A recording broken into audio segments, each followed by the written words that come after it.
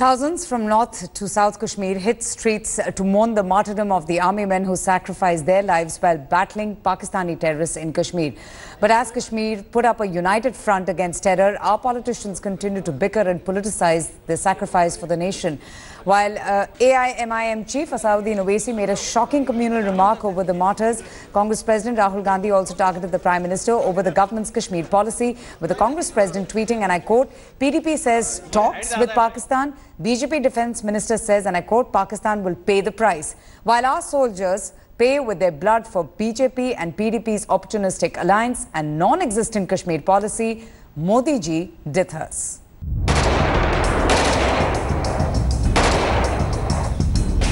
The fight, they sacrifice everything. And they never ask for anything in return. They don't even ask for a country worth defending. Because for them, protecting India and everyone in it is paramount.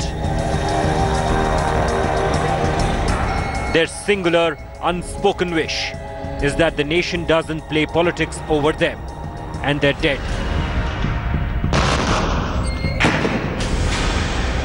But as the guns fall silent after a devastating weekend in Jammu, India's netas have proved once again what they're truly best at, even at a time like this.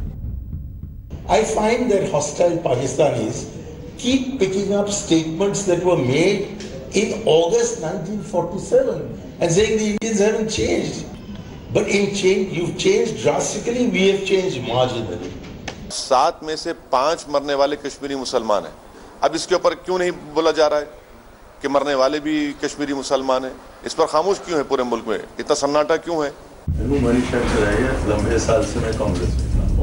Congress leader Shankar Aiyar, speaking in Karachi, found it fit to profess his love for Pakistan, while Member of Parliament Asauddin Owaisi stooped to highlighting the religion of the soldiers killed in Jammu attack, to make a point about nationalism.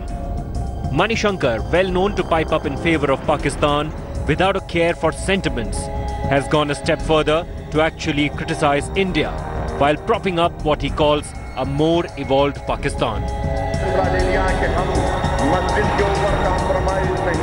Owaisi, on the other hand, has chosen to fire off the dead shoulders of the Jammu Jawans, wondering if the fact that most of them were Muslim settled all doubts about questions of nationalism of a particular religion. Owaisi and Shankar Aiyar join a growing list of netas pouring their political fuel over the army. The RSS chief found reason to humiliate the army's level of training and preparedness. अगर देश को जरूरत पड़े और देश का संविधान कानून कहे तो सेना तैयार करने को 6-7 महीना लग जाएगा। संघ के स्वयंसेवकों को लेके 3 दिन में तैयार, ये हमारी क्षमता है। Meanwhile, even Jammu and Kashmir's Chief Minister Mehbooba Mufti, after shocking millions with her FIR against Major Aditya in Kashmir, called for talks with Pakistan, even before the guns in the Jammu attack had fallen silent. From religion politics to public displays of affection for those killing our Jawans. From vindictive politics against the army to shaming the army while it fights terrorists. Our politicians and public figures have proven once again that when it comes to the army, their impulses are anything but constructive. Criticism of the army is necessary and welcome in a democracy like India. But should netas with nothing useful to say simply keep their words to themselves? Bureau Report, India Today. Meanwhile, the chorus within the Congress party is also building to expel suspended leader Shankar Aiyar, fearing that the BJP could take advantage due to Shankar Aiyar's pro-Pakistan remark. The Congress leader Hanumanta Rao has said that he will be now sending a letter to the party president Rahul Gandhi seeking Shankar Aiyar's ouster from the party. The BJP has already attacked the Congress over the recent remark that is made by the senior Congress leader, saying his love for Pakistan was reflection of the Congress's culture. Rahul Gandhi is scheduled to discuss NDA's India's Kashmir policy along with top senior party leaders. And according to sources, Shankar Aiyar's pro-Pakistan comment is expected to top the discussion. As Shankar Aiyar is expected to return today, all eyes will also be now on the Congress president to see whether he will be able to quell the growing dissent against Shankar Aiyar over his latest remark. Meanwhile, amid a sharp rise in terror-related activities in the state of Jammu and Kashmir, United States has warned of more attacks by Pakistani terrorists on Indian soil. And this warning has come from the US top intelligence officer, Dan Coats, who says Pakistan-backed terrorists will continue to take advantage of the safe havens to plan and conduct attacks, not just in India, but in Afghanistan as well. Coats, who is the director of national intelligence, told the United States lawmakers that he expects tension between India and Pakistan to escalate. America's intelligence chief further warning that Pakistan-supported terrorist groups will continue to carry out such attacks against India. Coats also telling lawmakers in the United States that Pakistan was not acting against the terror groups and it was unlikely to change its behavior anytime soon.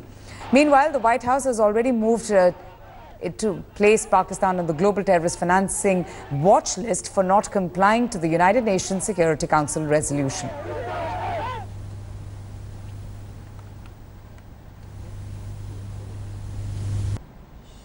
In fact, the recent incidents of ceasefire violations and the spike in terror attacks from across the border has only triggered fresh hostilities between India and Pakistan, with India's Defence Minister Nirmala Sitharaman sending out a stern warning to Pakistan dominating the Indian media. Surprisingly, the press in Pakistan has ignored the standoff between the neighbours.